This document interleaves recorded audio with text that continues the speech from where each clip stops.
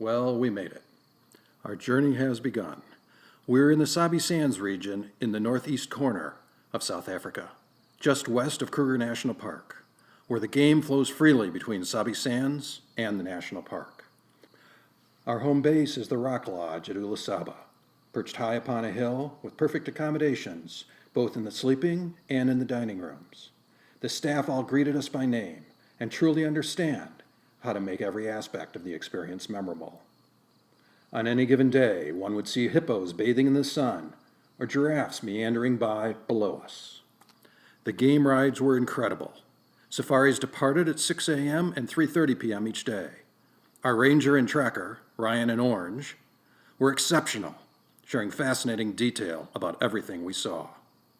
The open safari vehicle crunched off-road whenever we needed to follow tracks. In this case, the tracks of a leopard as it marked its territory, a huge swath of ground. As it paused, we heard it roar.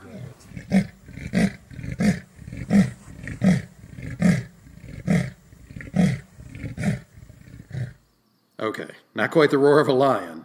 Sounds more like it's choking, but that is a sound not to be messed with. That this leopard survived is a bit remarkable. When he was 7 months old, he was asleep in a tree. His mother was asleep at the base of the same tree. A male leopard from a neighboring territory raced past the mother and up the tree. Just as the male reached the cub, the mother caught him and fought him viciously. They pulled, they tugged, and they fell.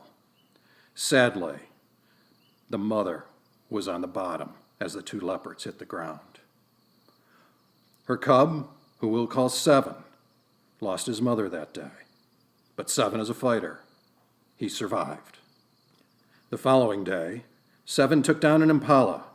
He rested with the impala stashed in the thicket until he had to move it up in case hyenas or other predators came. Seven enjoyed his meal. He knows instinctively that the lungs, stomach lining, kidney, and liver have the highest levels of protein, something he'll need as he gets older and stronger and looks to settle the score with the neighboring cat that killed his mother. By the way, the story doesn't end there.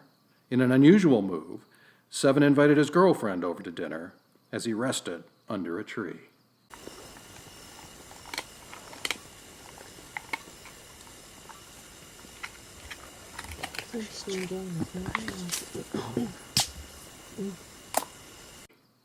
Whoa, the crunch of vertebrae breaking is a sound that will stay with us for a while. Now, on to a gentler subject. We saw birds, lots of birds. The lilac-breasted roller is the national bird of Botswana. The saddleback stork. The giant kingfisher, second only in size to the kookaburra of Australia. The pied kingfisher. The green pigeon. The African hoopie. The mouse bird.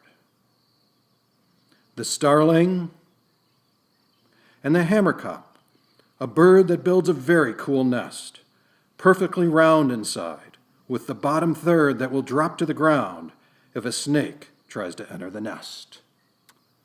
The martial eagle flew away with a snake in its talons. The brown snake eagle soared overhead. The fish eagle lived by the river, along with a torno owl in an ebony tree. Its cousin, the spotted eagle owl, rested on a post after dark. The baboons also live in those same ebony trees, sometimes just sitting and staring. Sometimes they find a toy to play with. Other times they stroll along, giving a piggyback ride to their young. Birds shriek with warning as they move past their nests. The observatory was very, very cool. A giant telescope was used to view the stars, including the crown jewels outside the Southern Cross. We also saw planets, the planets of Jupiter and Saturn. And when we were done, it was moved back to safekeeping on rails.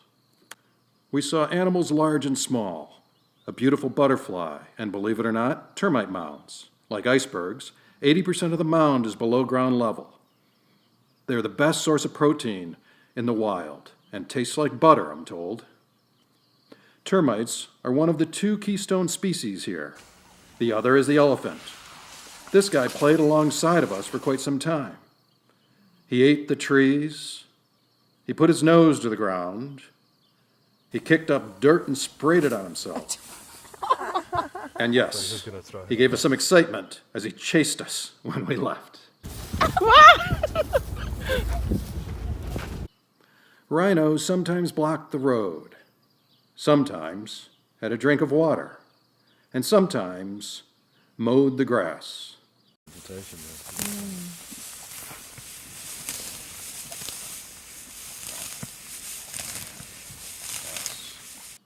They have very poor eyesight, but excellent hearing and sense of smell. They can run up to 25 miles an hour if they absolutely have to. Hippos are sensitive to the sun. They spend most of their time in water. Unfortunately, that sometimes leads to a stench in ponds like this one. We saw a young hippo yawn. Then his mother yawned. And finally, the big bull weighing 2.8 tons yawned. When they heard us approach, they scampered into the water. As dusk approached, we were in search of lions. The vultures gave them away. Vultures have a body temperature higher than humans, allowing them to kill harmful bacteria. Their favorite food, believe it or not, is lion dung. Yuck. When we found the lions, they were fast asleep. One was even zonked out on his back. This pride of 8 brothers and a sister was abandoned by their mother. Soon we found the skeleton nearby. In the distance, hyenas were sighted. The lions awoke and strolled to the pond for a drink. As the hyenas howled for reinforcements, the lions retreated. The standoff happened in the grassland. The dominant male signaled to the others, "I've got this." 8 left. He stayed low in the grass. As the hyenas moved in, he rumbled. That rumbled growl backed the hyenas away, out of concern they were facing the king of beasts. As the dominant male rejoined the crowd, the hyenas continued to follow, hesitant to give up, until finally they decided an easier meal was to be had. This pride of lions enjoyed buffalo again for dinner the following day, likely one killed by old age or a pack of hyenas. All right, that ends the crunching of the bones. The Cape buffalo is an ornery creature. Its cousin, the water buffalo, lives in Asia. Its horns are magnificent. Cape buffalo look like they're wearing a wig. And they, like the other animals in the wild, will not approach the safari vehicle so long as no one stands or no one feeds them. Each morning, we got out of the vehicle in the bush and had coffee in a beautiful setting. On our bushwalk, we saw a long-tailed shrike and gray go-away birds. We learned about plants. This strangler fig is slowly killing its host, a sausage tree. It's important to wear neutral colors on the walk, since most game is colorblind.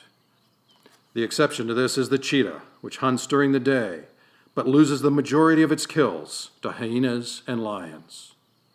The cheetah is built for speed in the 100-meter dash. After just 2 strides, it's up to full speed of 70 or 75 miles an hour. Its shoulders and hips are all muscle, tissue, and sinew, no bone. It appears to practice yoga, and oh, what a beautiful cat. Antelope are everywhere. Inyala males, like this one, are very different in look from the females. Impala have a tricolored backside to blend in with the grasses. Docker are the smallest. Local legend says the water buck was the first on Noah's Ark. It sat on the commode while the paint was still wet and left a mark on its rear end.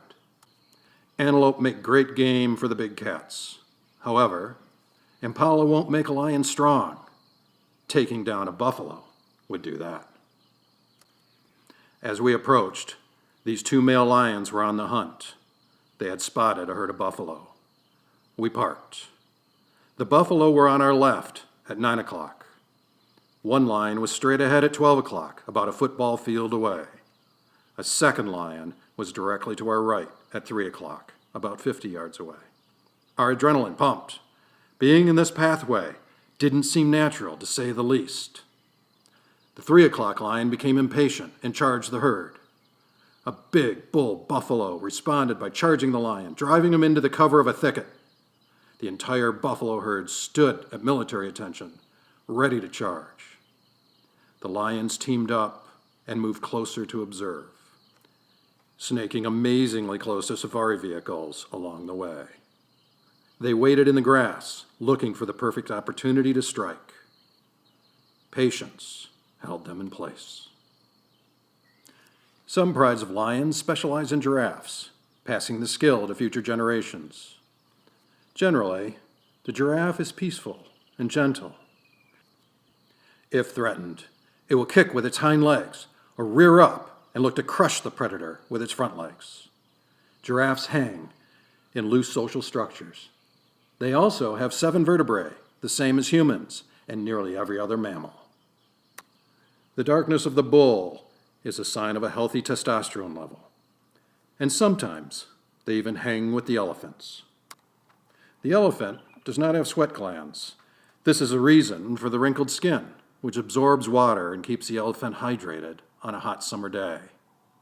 Elephants travel in large herds. Females stay with the herd, but the males leave the herd. Sometimes males travel with each other for up to a couple of years. This elephant calf playfully lied down. Adult elephants can only lie down for a few minutes at a time, or they would suffocate themselves. Elephants eat 22 hours a day and only sleep for 20 or 30 minutes. Zebras lead the Great Migration, eating the tall grass. Wildebeest follow, eating the mid-level grass. And finally, the antelope finish, eating the shortest grass. When a male zebra leaves the herd, it gains its own herd in one of 2 ways. It either fights a stallion and wins, taking over the entire herd, or it may just take a daughter who will become the number 1 mare, and more mares are added over time. Straight out of The Lion King is Banana Beak, also known as the southern yellow-billed hornbill. And, as long as we're talking about The Lion King, here is a striped mongoose. And, of course, the warthog. The warthog backs into its hole. No one messes with the razor-sharp tusks, which sharpen as the lower tusks meet the upper tusks. The hyena converts a termite mound into its den, using the canals for the cubs. A warthog had taken over this den from the hyenas. Nearby, though, another mound had become the den. The hyena mother moved cautiously about, looking for predators, including other hyenas. Females rule the roost with the hyenas and will kill each other's young if it raises them in the pack pecking order. The hyena mother settled in and called for her cubs. They emerged slowly. When they knew it was safe, they came out to be with their mom, playing with each other and fritzing around. Mom made sure they were safe and kept an eye out for any predators. An elephant calf gets a hug from its mother. It suckles on the mother to enjoy some warm milk. A baby hippo plays in the water. And a rhino calf is very large indeed. The lion cubs were absolutely adorable. They gave their dad a hug. They played near their mother. They practiced pouncing and playful fighting. And when hungry, they ate. The only thing cuter than a lion cub is a leopard cub. The den of a leopard cannot be approached without the mother being present. We were lucky. She had her cubs out to play. Female leopards are called Mufasi. This particular leopard is called Klangisa. Researchers identify leopards by the spots in their forehead, their necklace, and their cheeks, generally naming them based on the location they were discovered or the spots on those cheeks.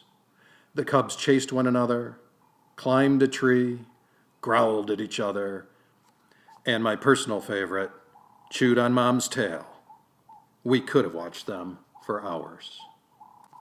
And we can't forget the kids who were in a preschool in the local village.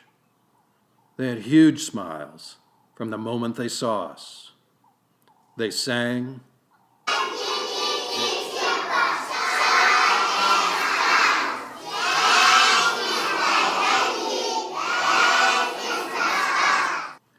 they introduced themselves. They played. My name is Benjamin.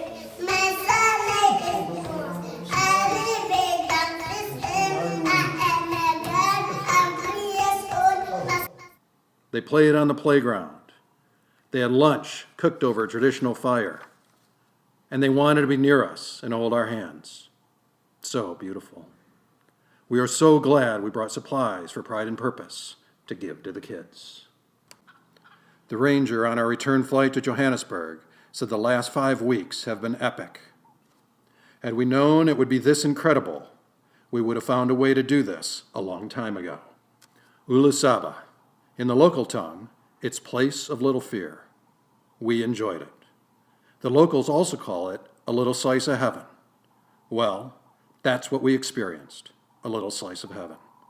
The animals here are absolutely magnificent. We've loved it. We've enjoyed it and look forward to coming back. Thank you. And by the way, there was more. A P.S. What a wonderful send-off